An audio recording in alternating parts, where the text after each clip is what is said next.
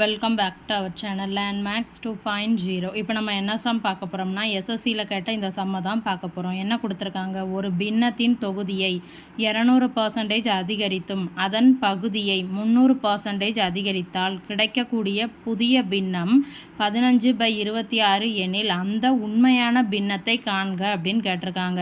நம்ம அந்த ஒரிஜினல் ஃப்ராக்ஷனை என்னென்னு வச்சுக்கலாம், x/yன்னு வச்சுக்கலாம். இப்போ என்ன கொடுத்துருக்காங்க, இப்போ அந்த ஃப்ராக்ஷன் x/y இருக்குல்ல, இதுதான் என்ன அப்படின்னு கேட்டிருக்காங்க. அதுக்கு அவங்க என்ன ஹிண்ட்டு கொடுத்துருக்காங்க, இதனுடைய நியூமரேட்டர் இருக்குல்ல, எக்ஸை எவ்வளோ பர்சன்டேஜ் அதிகரிக்கிறாங்க, எக்ஸ்ட்ரா 200%. அப்போ நியூமரேட்டர் எப்படி ஆகும், எக்ஸின் 300%ன்னு ஆயிருமா, ஏன்னா ஏற்கனவே 100% இருக்கும், இப்போ அதோட 200% அதிகரிக்கிறாங்க.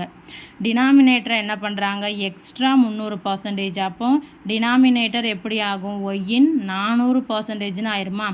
இதன் மூலமாக கிடைக்கக்கூடிய புதிய பின்னம் என்னென்னா 15/26. அப்படின்னா இந்த x/y என்ன அப்படின்னு கேட்டிருக்காங்க. இதை எப்படி எழுதலாம், x × 300/100ன்னு எழுதலாமா, ஏன்னா பர்சன்டேஜில் தானே இருக்குது. Whole divided by y × 400/100 is equal to 15/26. இதை இப்போ நம்ம அடிக்கலாமா, 3ன்னு கிடைக்கும். இதையும் நம்ம அடிக்கலாம். 1 3 3 5 3 15, 2 3 6 13 2 26. ஸோ அப்போ x/2y இஸ் ஈக்குவல் டு 5/13 அப்படின்னு இருக்கும். ஸோ அப்போ x/y இஸ் ஈக்குவல் டு 5 × 2 10/13. அப்போ அந்த ஃப்ராக்ஷன் என்னென்னா 10/13. வீடியோ பிடிச்சிருந்தா சேனலை சப்ஸ்கிரைப் பண்ணுங்கள், வீடியோவை ஷேர் பண்ணுங்கள். தேங்க்யூ.